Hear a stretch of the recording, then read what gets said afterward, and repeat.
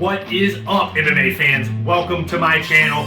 This is the MMA Anomaly Show with yours truly, Olin, aka MMA Anomaly. Make sure you like, comment, subscribe, and smash that bell for notifications. What is up, fight fans? Welcome back to another episode of the MMA Anomaly Show podcast. I am your host, Olin, aka MMA Anomaly, and today's episode is going to be going over the recent events of UFC Austin. So, starting at the bottom of the card, we had Delesia going in against Daukas. I'll be honest, I didn't really know how this fight was going to go. I felt like it was going to be anybody's guess, to be completely honest, because both men are very, very well versed in combat, very well skilled. But Delesia ended up coming out and landing a nasty knee. Again, as usual, I will try and throw some clips up in the video. Hopefully I don't get those taken down. Just know all of the clips that I'm using are from the fight card UFC Austin. You can look at that card or watch that card on ESPN Plus. Make sure you subscribe to that, and they own all the rights to these videos I'm using. Oh, he got up top. I think Daukas is doing it out. Now, that being said, whether I get to use the videos here or not, my goodness, the sound that the knee made when Delesia landed was horrifying. And the second that knee landed, in my opinion, it looked like Daukas went out on his feet and then, bam, hit the mat and ate a couple of extra shots just for good measure before the ref was able to run in and stop it. Great job to Delesia, and I definitely look forward to his next performance. The next one was definitely a little bit hard for me to watch, considering I've trained at AKA. I always root for the AKA guys. That being said, Deron Winn went out there. He trains at AKA Coach Khabib. He showed nothing but heart, grit, and determination, but it just simply wasn't enough against Wish.com Derek Brunson, AKA Phil Hawes. My God. The range and the power from Phil Hawes was absolutely incredible and put on absolute display. I think it was a 7.5 reach advantage that Phil Hawes had, and every inch of it showed. I personally didn't think Deron Winn was going to be able to even make it to a second round, judging how the first round looked, but he did. He did end up getting stopped about 4 minutes and 25 seconds into that second round. He's taking a close look. How is Winn still standing right now? 40 seconds left. I think Herb's going to step in after another couple of strikes. Oh my God. And I was very, very happy that the ref called a stop to the fight because, man, Deron Winn was just too tough for his own good on Saturday night. Speaking of hard to watch, we had in this next fight, Wineland, an absolute veteran and legend of the sport, going in against Cody the Spartan Stamann, who has had a rough few years, those of you that know his backstory, as well as his fight skid. Now, he went out there and absolutely put it on Wineland. Not only did he get his first knockout in the UFC, but he got his first knockout over an absolute legend, and after which Wineland did end up retiring. So to that, I say thank you for all the memories, Wineland. You have been nothing but entertaining, and you've just been a blessing to the sport and to the promotion of the UFC. In the next fight, we had newcomer Maria Oliveira, Spider Girl, because she apparently reminds people of Anderson Silva at her gym, going in against Gloria de Paula. I didn't know who was going to win this fight.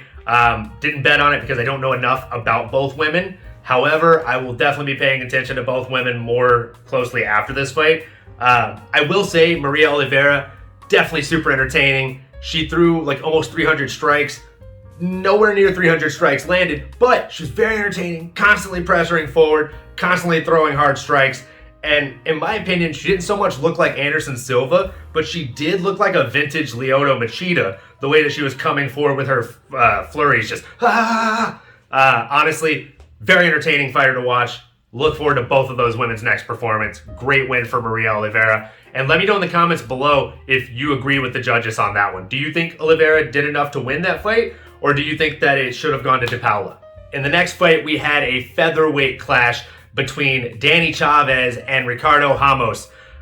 And holy spinning back elbows, Batman. I think Molly McCann has officially been dethroned for Knockout of the Year candidate and or spinning back elbow Knockout of the Year candidate. Capoeira style. Oh, there's a spinning elbow! Because his was just perfect. And not only did he do it on Saturday, but this is the second time he's done it. I believe there's only been 5 spinning back elbow knockouts landed in the UFC, and this guy has 2 of them. So I tip my imaginary hat to you, Ricardo Hamos, and I cannot wait to see you do it a third time. In the next fight, we had a welterweight battle between another legend of the sport, someone who's been here for a very long time, Mr. Court, the Crusher McGee, going up against a fairly newcomer, Jeremiah Wells. Now, I know that Jeremiah Wells has power and pop. I just didn't think that was going to be enough to beat a wily veteran like the Crusher, Court McGee. That last combo, he kind of leaped his way, and there's another. And boy, was I wrong. He ended up just lighting him up, knocked him out, laid him out flat. And I mean, again, what a performance by Jeremiah Wells. I'll definitely be watching his career far more closely after this performance, and I look forward to seeing who they pair him up against next. In this next fight, we had a women's flyweight fight between Jasmine Jedrzejczyk going up against Natalia Silva. Now, at the weigh-ins, I thought Natalia Silva had a great attitude. She seemed like a lot of fun, and I thought Jedrzejczyk, I don't know. She has a hard to say last name. I apologize. Jasmine got all up in her face, tried to look like super gangster, and I mean, you don't have to do all of that, right? And in the fight, it looked like Silva was definitely trying to get back at her for that. She lit her up on the feet, negated the takedown threat, and just made this fight an absolute nightmare. I haven't seen a flyweight women's fight go down as that much of a beating since the last few Valentina Shevchenko fights, other than this last one, right? I mean, realistically, Natalia Silva could be a future threat to the women's flyweight division, and I, for one, am here for it. In this next fight, if you follow MMA media, or if you watch any of the previous cards, or even some of my previous videos, I'm sure you know that Tony Kelley made some pretty racist remarks, and people have been asking Adrian Yanez to knock him out and saying that they can't wait to see him get his, revenge for that. Boy, did a lot of people smile during that fight, myself included. Oh, he's starting to shut up, and he's about out of there. A few right hands. This is it. Yanez puts him down. Oh my God. Adrian Yanez went out there from start to finish and put it on him, and that is the meanest Adrian Yanez we have ever seen in that cage. He came out there like a man on a mission, and he made it nasty and gritty and painful. And to be completely honest, he whooped Tony across every part of that octagon. He hit him on the feet. He was hitting him with hooks, crosses, jabs.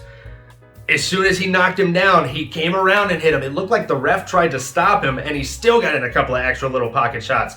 Now, I was super thrilled to see Adrian Yanez win, not just because of the narrative going into it, but because I think Adrian Yanez is a future superstar, and this is only going to build the hype around him. Can't wait to watch him continue to move up in the division and fight maybe like a Sean O'Malley or somebody like that. In the next fight, we had a middleweight clash between a battle of the best nicknames in middleweight, possibly. We had Julian the Cuban Missile Crisis Marquez going up against Gregory RoboCop Rodriguez. Gregory Rodriguez literally looks like RoboCop, so it's kind of perfect. I mean, I'll be honest, I am a Julian Marquez fan, even though he definitely fumbled the bag with Miley Cyrus. Poor guy. Now, from the very beginning of this fight, it was just bad news bears for Julian the Cuban Missile Crisis Marquez. He ate one shot, and it looked like he was on wobbled feet from there. You gotta be kidding me, folks! He's not Marquez is out on his feet right now. He's out on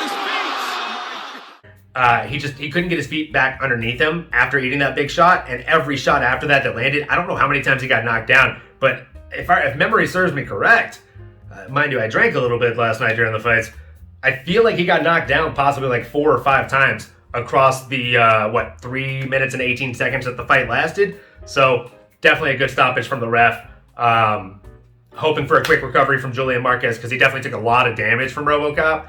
And man, Gregory RoboCop Rodriguez, let's go. I'm looking forward to seeing who they pair that guy against next, because it's definitely going to be a stud, and that fight is definitely going to be a banger, whoever it is. Now, this next fight has controversy written all over it. We had Ismagulov versus Deron Kutateladze. I hope I didn't butcher that last name. I thought Kutateladze did enough to win the fight. However, I could be wrong. Maybe I'd love to see what you guys thought in the comments below. And also, I didn't realize that Damir Ismagulov, I'm pretty sure, I'm like 99% sure, has Tourette's syndrome, because he was like ticking throughout the fights. And I mean, honestly, correct me if I'm wrong, does that make him the first fighter with Tourette's? Either way, that's absolutely incredible to be able to overcome that and become not only an MMA fighter, but a UFC fighter. So hats off to him either way, whether the judges got it right or wrong. He definitely got that win. Hard fought win either way, and I look forward to watching both guys' careers blossom because they're both very young in their careers as far as I'm concerned and have a lot of growing to do. And I do see them rising to the occasion when the time calls and they start getting tougher opponents. Now this next fight, we had Joaquin Buckley going up against Albert Duraev. It ended up being a round 2 doctor stoppage. And I mean, his eye was completely swollen shut. I don't remember who was saying it in the commentary. I believe it was Dominic Cruz that was saying they're basically gonna have to pull a Rocky and say, cut me open, because it was literally, his eye was completely swollen shut. So obviously, doctor stops the fight. Joaquin Buckley gets the TKO, aka doctor stoppage finish at 5 minutes into round number 2. Now in the co-main event, obviously the elephant in the room, the co-main event we were originally supposed to have was going to be Cowboy Cerrone versus Joe Lozon, J-Lo, in a absolute legends fight. Now, as we know, 6 weeks ago this fight was scheduled, and Cowboy Cerrone pulled out the day of the fight with stomach cramp issues. Now, what's crazy is 6 weeks later, they reschedule the fight. Both guys make weight again. Joe Lozon doesn't show up to the live televised weigh-ins. They say because of stomach cramps, irony, but it wasn't stomach cramps. He actually was putting on his socks and locked his knee out. So maybe some kind of tear or some kind of issue with his actual bone. Either way, he's gonna get that checked out. And I don't know that they should reschedule this fight. I think it might just be our Tony versus Khabib 2.0 cursed fights that are never gonna happen. That being said, I wish both men well. And moving into the actual co-main event, we got Tim the Dirty Bird Means going up against Kevin Big Mouth Holland himself.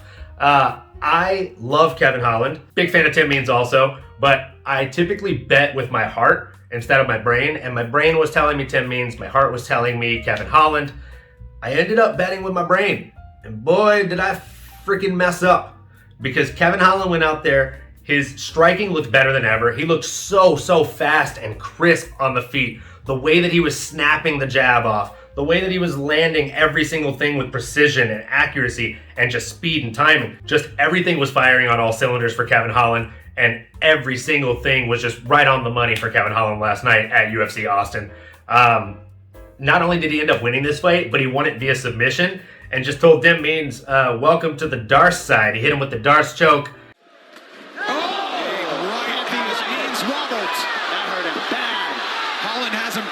He's got a Darce. He's got a Darce. Looking for the tap out. Oh, that's in deep now. That is in deep. Yeah, there's the tap. And it was beautifully executed. Everything was well set up. Tim Means will definitely bounce back from this. He's a wily veteran himself, 32-13. Come on, the guy's been around the block. Kevin Holland, that being said, I think has definitely found his weight class in welterweight, and I look forward to watching him become a future superstar even more so than he already is. Again, in the main event, we were met with a little bit of controversy. We had Josh Emmett going in against Calvin Kattar. I thought Calvin Kattar won the fight, and the biggest issue that I have with the judging of this is that round 4 was apparently the deciding factor. The judges' scorecards were released, and in those scorecards being released, we all saw that round 4 was the deciding factor. And if you watch that fight, Calvin Kattar won round 4. He dominated round 4. So if anything, that was the easiest round to judge for Calvin Kattar. I thought that he won 3 out of 5 rounds. I thought he should have gotten the win. MMA judging is definitely a problem and a concern and a point of conversation that is on everybody's minds lately. I would love to see below how you would recommend MMA judging be changed and what recommendations you would have to actually fix the problems we have. Again, thanks for joining us. Thanks for checking out the channel and listening to the episodes or watching the episodes if you're on YouTube. Make sure you like, comment, subscribe, smash the bell for notifications, and I will see you next time. Thanks.